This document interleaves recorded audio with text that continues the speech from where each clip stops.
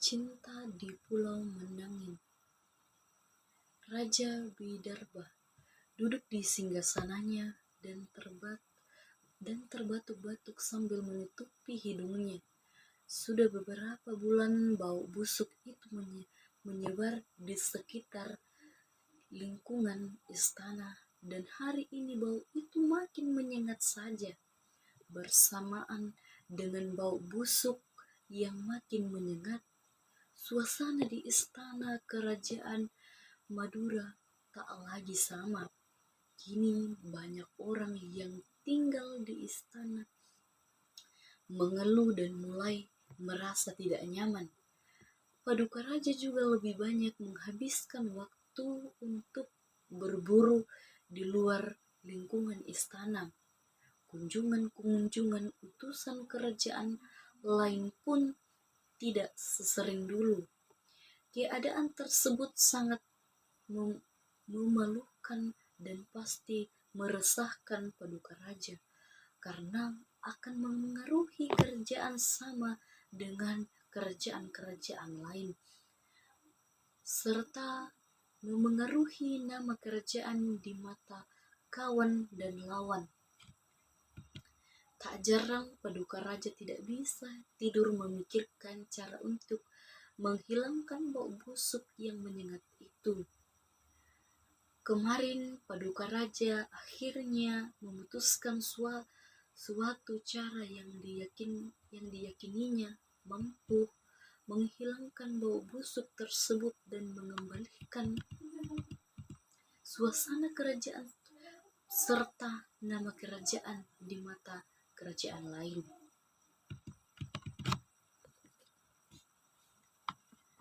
Di salah satu kamar istana, Putri Ragapatmi tergeletak lemah tak berdaya di tempat tidur. Tubuhnya panas, tampak ruam dan lenting kemarahan di setiap bagian tubuhnya. Bangsa Cara, salah seorang perwira kerajaan, sedang merawat kaki Putri Ragapatmi. Ia sangat berhati-hati mengoleskan ramuan tradisional dan dari dedaunan di atas ruam dan lenting di kaki sang putri karena tak ingin memecahkan lenting-lenting di bagian kaki sang putri. Jika lenting-lenting itu pecah, tentu sang putri akan merasakan perih di kakinya. Pecahan ini akan membuat keras ruam yang dapat membuat kulit sang putri tidak halus kembali seperti dulu. Bangsa Cara ingat bagaimana dulu sang putri tampak cantik jelita dengan kulit kecoklatan dan halus, nyaris tampak cacat, rambut panjang hitam legam yang berkilau jika terkena cahaya matahari, makin menambah kecantikan alami seorang putri. Banyak orang mengagumi kecantikan sang putri, namun kini kecantikan itu terhapus oleh ruam dan lenting merah di hampir setiap jengkal tubuhnya. Tak hanya kehalusan kulit, kecantikan sang putri makin terlupakan karena bau busuk yang keluar dari tubuh dan lenting tersebut. Saat ini tak seorang pun di istana kecuali bangsa Cara yang ingat kecantikan Putri Ragapatmi dulu. Sambil merawat ruam dan lenting sang putri, bangsa Cara teriak kejadian kemarin di ruang kerajaan Paduka Raja. Ia mengingat kembali perintah Paduka Raja. Bangsa Cara, aku sudah tidak tahan dengan bau menyengat ini. Bau ini membawa hal buruk bagi kerajaan kita. Tidak ada kerajaan yang mau berkunjung kemari. Sudah lama aku memikirkan cara untuk mengembalikan nama kerajaan kita. Aku ingin kau merawat putri Ragapatmi di rumahmu. Hamba tuanku, tanya bangsa Cara. Ia tak percaya dengan apa yang didengarnya. Ya, kau, bawalah ia dan rawat ia sebaik-baiknya. Kerajaan sudah tidak tahan lagi dengan bau menyengat yang keluar daripada badan putri. Aku pun sudah merasa tidak nyaman demi semua orang di istana. Aku perintahkan kau membawa putri Ragapatmi ke rumahmu dan rawatlah ia di sana. Hamba, tuanku, maafkan jika hamba lancang, tetapi rumah hamba hanya sebuah gubuk kecil yang tidak layak untuk ditinggali seorang tuan putri, balas bangsa Cara. Hal itu tidak perlu kau risaukan. Kau hanya perlu merawat putri sebaik-baiknya. Ia adalah tanggung jawabmu sepenuhnya sehingga ia sembuh. Jika ia sudah sembuh, aku akan menjemput dan membawanya kembali ke istana. Kau tidak perlu khawatir, kata Paduka Raja. Baik, tuanku, hamba akan merawat tuan putri sebaik-baiknya sehingga sembuh seperti sedia kala, janji bangsa Cara. Dengan adanya perintah dari Paduka Raja sendiri kepadanya, bangsa Cara merasa harus merawat sang putri dengan sebaik-baiknya. Mungkin esok ia akan membawa sang putri ke rumahnya. Ia membawakan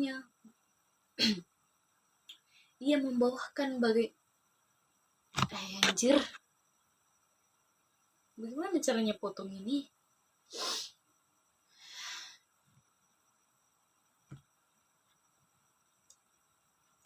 Ia membayangkan bagaimana reaksi ibunya nanti ketika ia membawa pulang seorang putri yang sedang sakit dan memiliki luka yang menyebarkan bau busuk menyengat. Apakah ibunya akan menerima dan membantunya merawat sang putri? Keesokan harinya, bangsa Cara telah bersiap dari pagi untuk membawa sang putri ke rumahnya.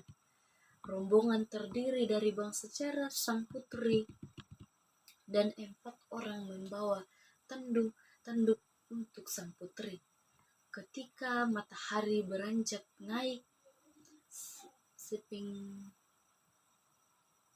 sepenggala, mereka berangkat menuju desa tempat tinggal bangsa Cara. Perjalanan ke desa akan menghabiskan waktu lama.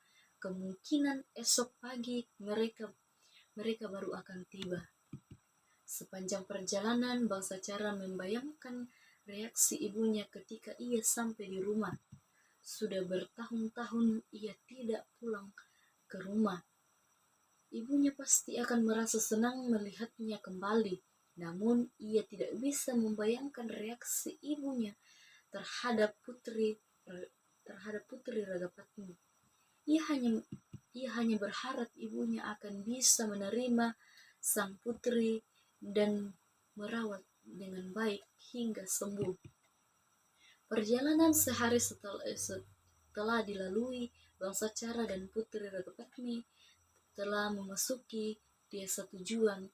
Jantung bangsa Cara berdegup lebih kencang ketika mereka berjalan menuju rumahnya. Telapak tangannya berkeringat, kakinya melangkah perlahan-lahan. Setiap langkah terasa berat dilakukan. Sampai di depan rumah bangsa Cara, rombongan berhenti. Bangsa Cara perlahan-lahan berjalan menuju depan pintu rumahnya dan menarik napas panjang. Di depan pintu, bangsa cara memanggil ibunda. Iya, iya anakku, bangsa cara ibunda. Tak ada jawaban dari dalam rumah. Ibunda, ibunda, panggil bangsa cara lagi. Perlahan-lahan pintu rumah terbuka. Tampak ibu bangsa cara keluar dari rumah.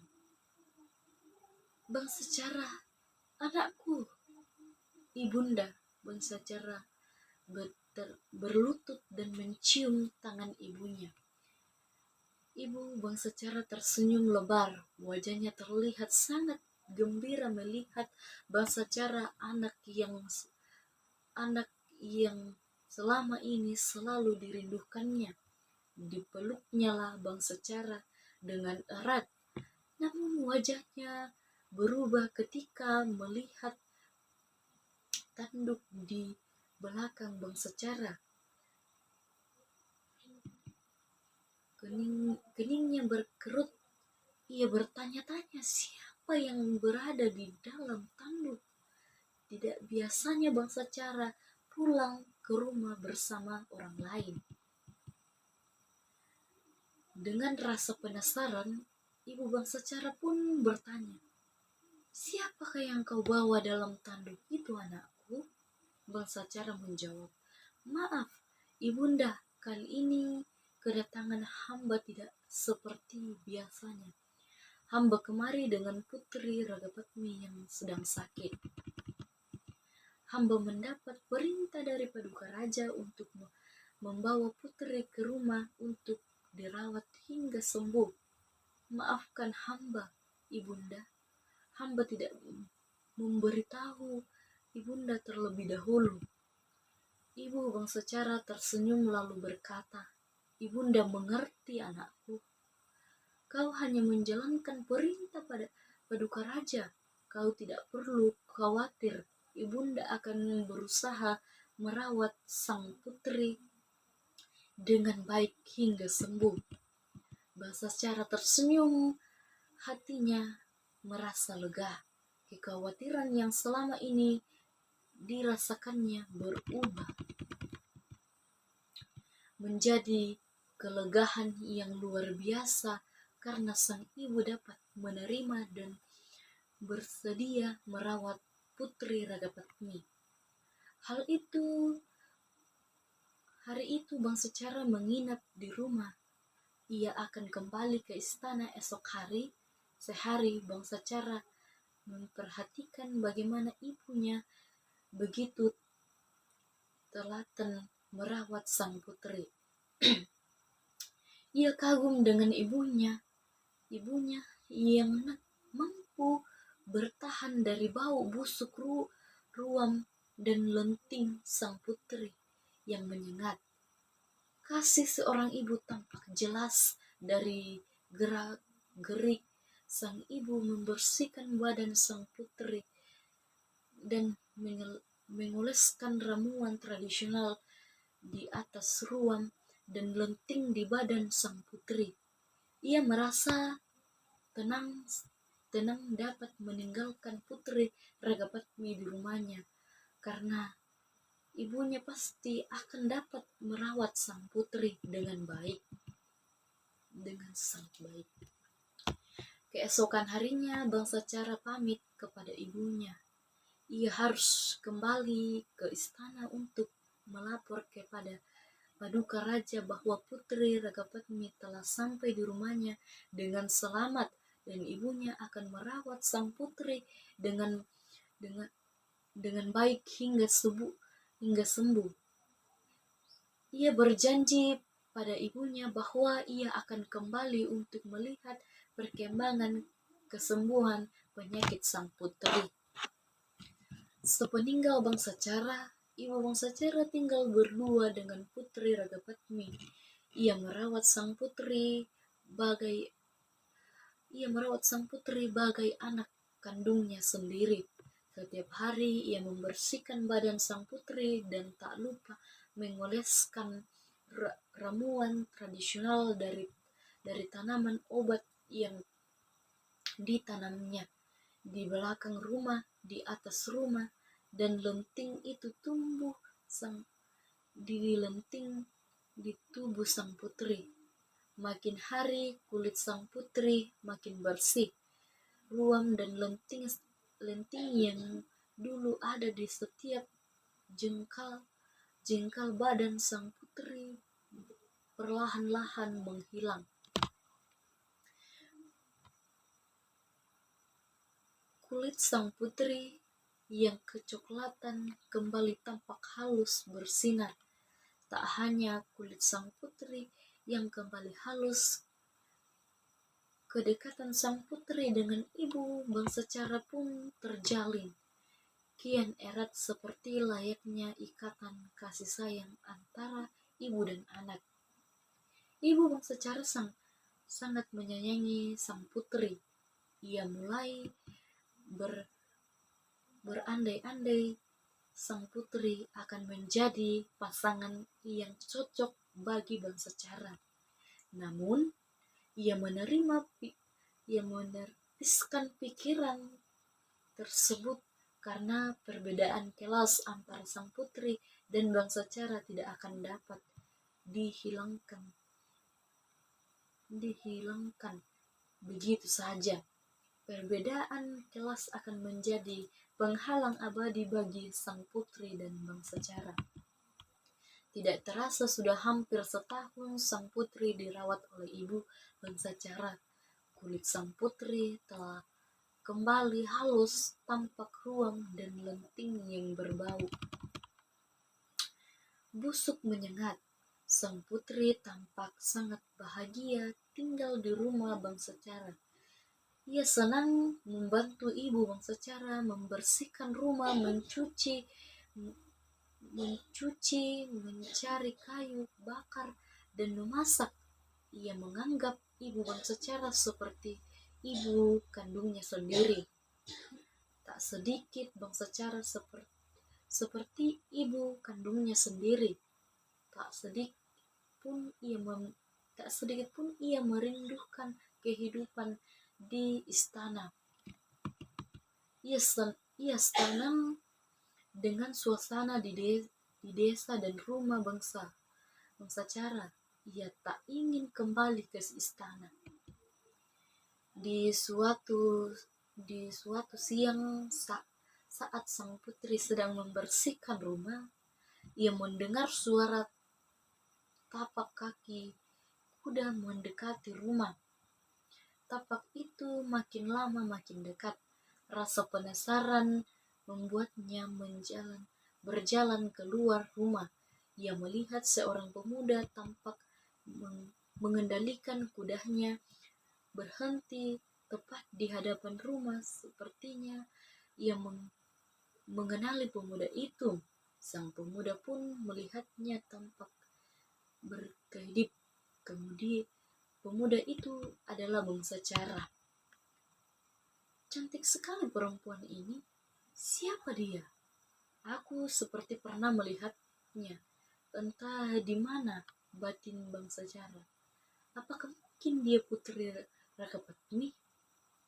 Ah, tidak mungkin. Tampan dan gagah sekali pemuda ini. Wajahnya sangat kukenal, tetapi aku tidak bisa mengingatnya. Batin sang putri. Tiba-tiba dari dalam rumah keluar ibu bangsa Cara. Bangsa Cara, anakku, sudah lama ibu tidak melihatmu.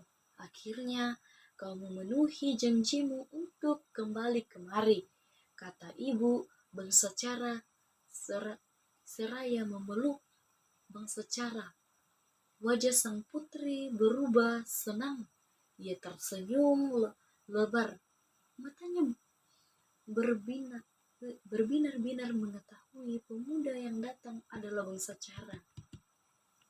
Ibunda, maafkan hamba, ibunda. Baru sekarang hamba bisa kembali kemari mengunjungi ibunda, balas bangsa Cara sambil berlutut dan mencium tangan ibundanya. Tidak apa-apa, anakku. Yang penting sekarang kau sudah di sini. Ibunda senang sekali melihatmu. Oh iya, kau tentu sudah mengenal Tuan Putri, kata ibu bangsa cara seraya menoleh ke arah Putri Raga Patmi yang tersipu-sipu pipi sang putri. Tersipu-sipu pipi sang putri bersemu merah. Tuan Putri sudah sembuh, tanya Bang secara keheranan. Terimalah hormat hamba, Tuan Putri, kata Bang secara seraya berlutut dan berkaum-kaum dengan kecantikan Putri Ragapatmi. Iya, aku sudah sembuh, Bang secara. Aku berterima kasih kepadamu dan ibu yang telah begitu telaten merawat hingga sembuh. Aku tidak akan melupakan kebahagiaan kalian berdua. Aku tidak akan melupakan kebaikan kalian berdua. Aku ingat bagaimana kau dulu merawat dengan sangat baik ketika semua orang di istana tidak mau merawatku. Bahkan mereka menghindariku. Aku selalu setia berada di sampingmu untuk merawatku. Kau tidak peduli dengan bau busuk yang menyengat. Aku sangat berterima kasih. Balas Putri Ragapatmi seraya tersenyum. Itu sudah kewajiban kami, Tuan Putri, balas Bang secara. Baiklah, kini kita sudah berkumpul kembali. Kau pasti lelah, anakku. Mari kita masuk, ibunda. Akan memasakkan makanan yang enak untuk menyambut kedatanganmu, sahut ibunda Bang secara. Mereka kemudian masuk ke rumah. Malam itu ibunda Bang secara memasak makanan enak untuk menyambut Bang secara. Putri Ragapatmi ikut membantu ibunda Bang secara memasak makanan istimewa tersebut. Saat makan malam, mereka makan bersama layaknya sebuah keluarga. Tak henti-hentinya mereka mengobrol sejak sebelum makan malam hingga setelah makan malam. Ketika mengobrol, Bang secara dan Putri Ragapatmi tampak saling mengagumi. Mereka menjadi lebih dekat. Bang secara, ibu, aku ingin membalas segala kebaikan kalian kepadaku, kata Putri Ragapatmi. Kami hanya membantu sedikit, Tuan Putri, balas Bang secara. Ibu Bang secara menyahuti. Benar, Tuan Putri, ini tidak berberapa. Kami senang bisa merawat Tuan Putri sebaik-baiknya hingga sembuh seperti sekarang. Kalian tidak perlu memanggilku Tuan Putri, panggil aku Ragapatmi saja. Kita tidak sedang berada di istana. Lagi pula Paduka Raja telah mengirimku kemari. Aku ingat Paduka Raja mengatakan aku adalah tanggung jawabmu, Bang secara. Kau masih ingat kata-kata Paduka Raja, bukan? Tanya sang putri. Bang secara menjawab, hamba masih ingat, Tuan Putri. Paduka Raja menyerahkan Tuan Putri kepada hamba. Paduka Raja mengatakan Tuan Putri adalah tanggung jawab hamba. Benar, aku adalah tanggung jawabmu, Bang secara. Aku membalas segala kebaikan kalian. Aku bersedia menjadi istrimu, Bang secara. Apa, Tuan Putri? Sebut Bang secara dan ibu bangsa cara secara bersama. Mereka lalu saling bertatapan, tak percaya akan apa yang dikatakan Tuan Putri. Tuan Putri Ragapatmi tersenyum lalu berkata, "Aku berhutang budi pada kalian. Untuk membalasnya, aku bersedia menjadi istrimu, bangsa cara. Aku ingin ibu juga merestui kami." Eh, apakah Tuan Putri yakin ingin menjadi istri anak hamba, bangsa cara? Tanya ibu bangsa cara. "Aku yakin, Bu. Bangsa cara telah merawatku dengan sangat baik saat di istana. Aku yakin ia akan menjadi suami yang baik. Aku mohon ibu mau merestui kami." Ibu bangsa cara tersenyum lalu menjawab, "Aku pasti akan merestui kalian, tapi semuanya tergantung bangsa cara." Ibu bangsa cara melirik bangsa cara yang masih tampak terkejut. "Bagaimana, bangsa cara? Maukah kau menerimaku sebagai istrimu?" tanya Putri Ragapatmi. "Paduka Raja telah memerintahkanmu untuk menjagaku. Aku adalah tanggung jawabmu," lanjutnya. Bangsa cara tersenyum senang lalu menjawab, "Baiklah Tuan Putri, dengan restu ibu, hamba akan menjadikan Tuan Putri sebagai istri hamba." Bangsa cara Putri Ragapatmi dan ibu bangsa cara tersenyum gembira. Mereka senang dengan kesepakatan yang telah mereka buat. Bangsa cara dan Putri Ragapatmi tampak bahagia karena akhirnya mereka akan menikah. Kebersamaan yang telah lama mereka jalin sejak sang putri terkena penyakit ternyata telah memunculkan rasa kasih sayang antara keduanya.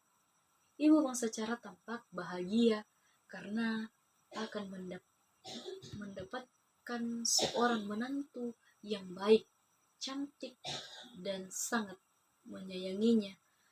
Dan bangsa cara beberapa hari kemudian mereka mengadakan pesta pernikahan di rumah bangsa cara. Pesta berjalan meriah. Banyak tetangga yang datang turut memberikan restu pada kedua pengantin. Mereka mengagumi kecantikan dan ketampanan pasangan pengantin tersebut. Senyum bahagia tak pernah lepas dari bibir bangsa cara dan Putri Ragapatmi. Akhirnya mereka dapat bersatu dalam sebuah pernikahan untuk kemudian menjalani kehidupan berumah tangga berdua. Setelah pesta berakhir, mereka mulai menjalani kehidupan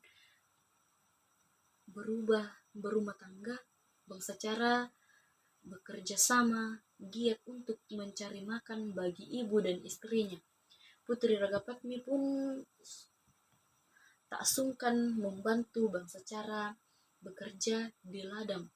Ia rela membantu ibu mertuanya memasak dan membersihkan rumah.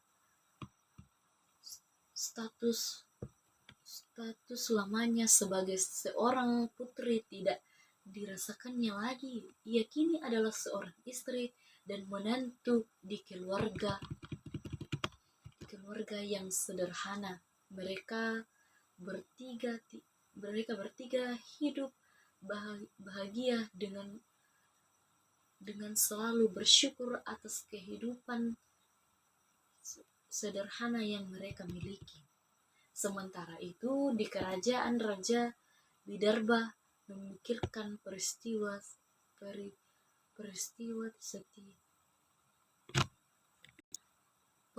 setianya bangsa cara yang tak kunjung pulang sudah cukup lama. bangsa cara meminta izin untuk pulang ke rumahnya. Ia mengatakan ingin mengunjungi ibu dan melihat perkembangan kesembuhan Putri Ragapatmi. Namun, hingga saat ini bangsa cara belum juga kembali ke istana. Paduka Raja membutuhkan bangsa cara sekaligus ingin mengetahui perkembangan kesembuhan Putri Ragapatmi. Paduka Raja kemudian mengambil Paduka Raja kemudian memanggil patinya yang bernama Bangsapati. Bangsapati adalah tangan kanan Paduka Raja. Ia setia pada Paduka Raja, ia akan melakukan segala perintah Paduka Raja. Namun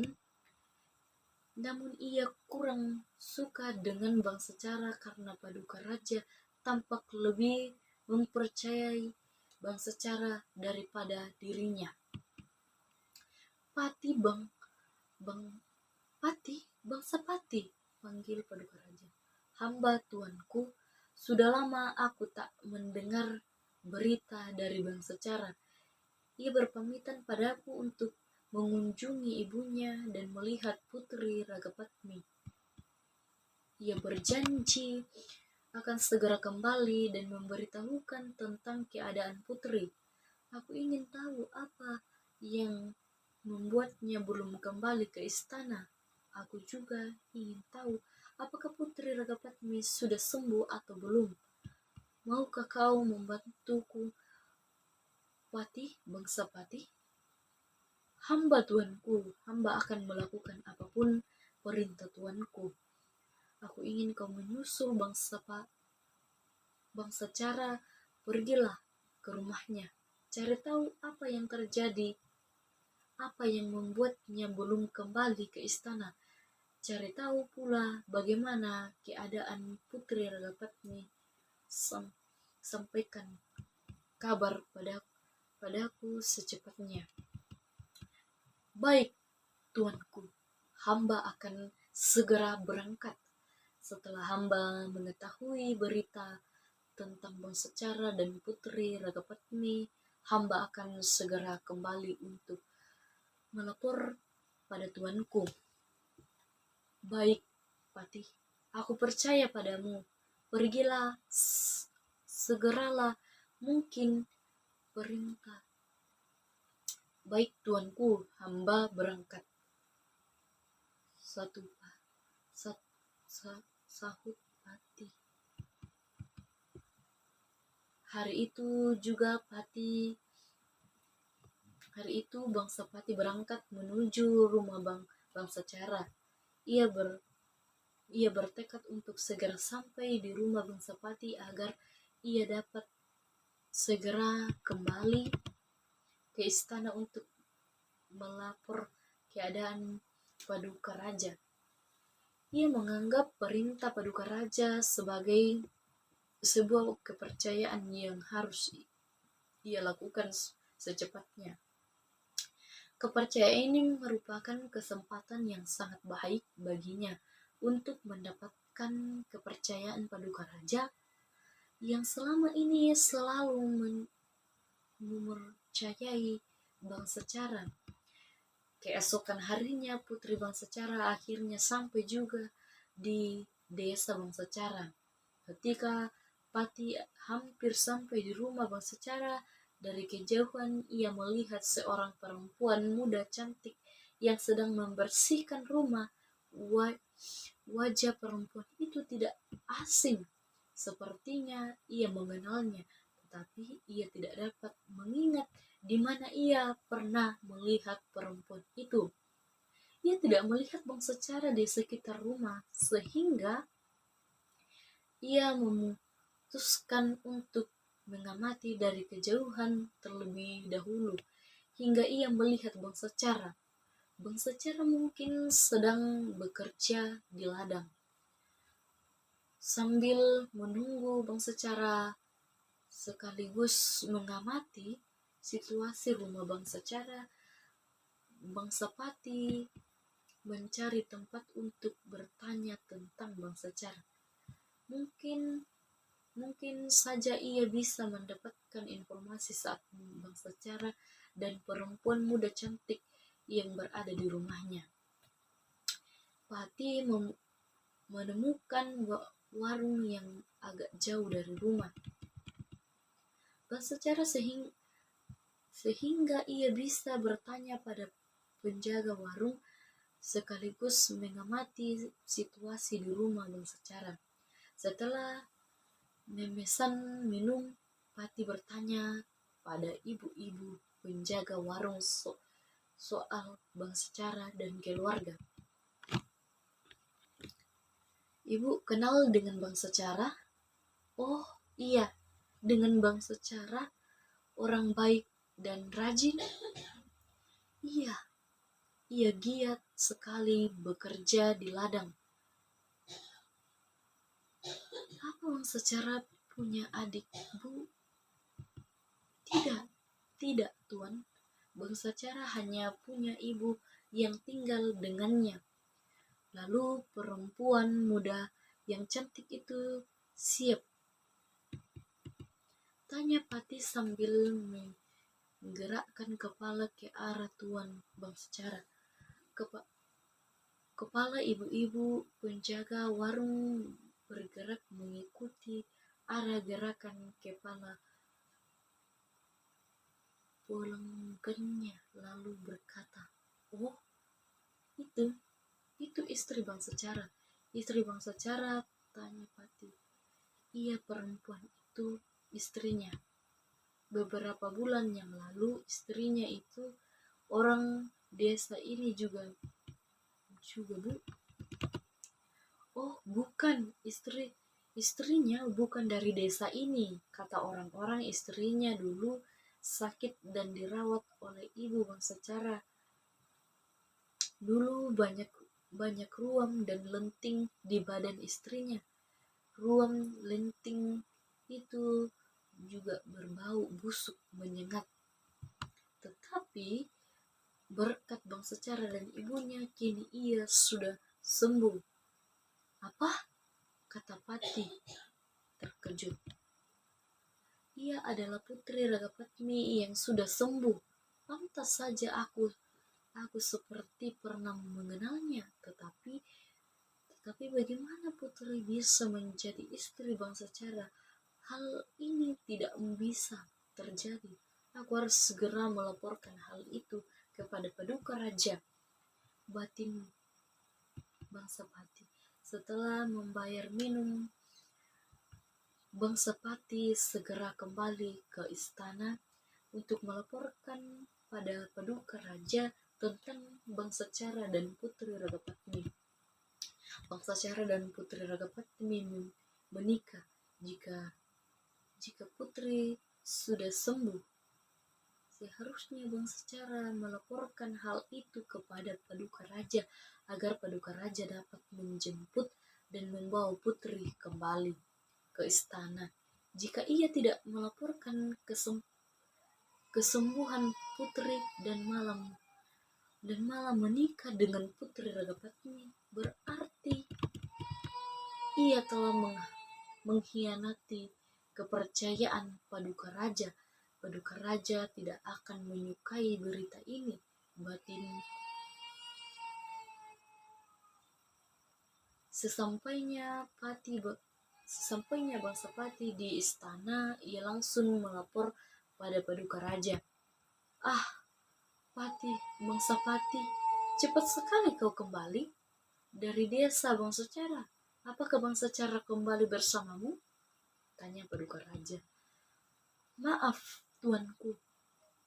Hamba meminta maaf sebelumnya karena berita yang akan hamba sampaikan tidak akan tuanku sukai. Paduka Raja bertanya-tanya tentang berita yang akan disampaikan Pati. Ada berita apa, Pati? Apakah telah terjadi sesuatu pada bangsa cara? Bagaimana keadaan putri Ragapatmi? Katakan padaku, raja. Maaf tuanku, hamba. Pati diam. Ada apa, Pati? Cepat katakan. Bangsa cara baik-baik saja, tuanku. Tapi apa? Bentak Paduka Raja. Tapi ia telah menikah, tuanku. Jawab Pati. Menikah? Jadi itu alasannya ia tidak kembali kemari. Hahaha. Ucap Paduka Raja sambil tertawa lalu tersenyum. Ada berita yang lebih mengejutkan, tuanku. Apa, Pati? Cepat katakan. Putri Ragapatmi, tuanku. Putri telah sembuh. Lapor Pati. Apa? Putri sudah sembuh? Kau yakin, Pati? Jika Putri sudah sembuh, bangsa cara pasti sudah melapor kepadaku. Apa kau berbohong kepadaku? Tanya Raja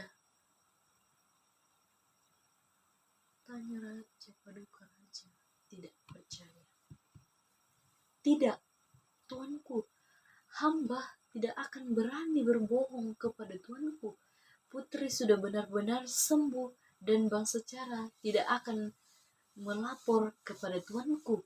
Percaya pada hamba, tuanku, kata Pati meyakinkan Paduka Raja. Kepada Pati, kenapa bangsa cara tidak akan melaporkan kesembuhan Putri? Kenapa? Tanya Paduka Raja. Iya.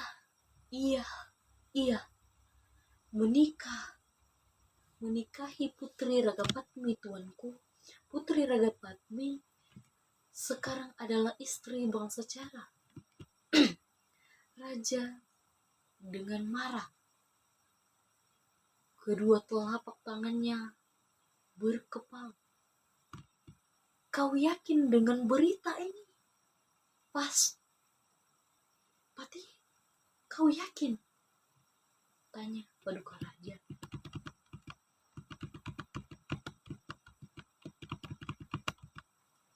Hamba yakin, tuanku. Hamba melihat sendiri Putri Ragapatmi yang telah sembuh. Tidak ada lagi rumah dan lenting. Tidak ada lagi ruam dan lenting di tubuhnya. Tidak ada lagi bau busuk yang menyengat seperti dulu, tuanku. Bangsa cara berani sekali ia menikahi putriku. Ia juga tidak melapor padaku tentang kesembuhan Putri. Ia mengkhianati kepercayaanku, teriak padaku. Teriak Paduka Raja dengan sangat marah. Wajahnya merah, menahan marah. Paduka Raja lalu memerintahkan Pati untuk menjemput Putri Ragapatmi. Pati, aku ingin kau segera kembali ke rumah bangsa cara. Bawa Putri Ragapatmi kemari. Jika ia telah sembuh, ia harus kembali ke istana. Perintah Paduka Raja. Baik, tuanku, hamba berangkat. Pati segera berangkat kembali menuju rumah bangsa cara. Sesampainya di depan rumah bangsa cara, Pati melihat bangsa cara yang kebetulan sedang berada di depan rumah. Kedua anjing penyuan bangsa cara banyak. Bangsa cara pun menoleh dan terkejut melihat bangsa Pati. Bangsa Pati, this is bangsa cara.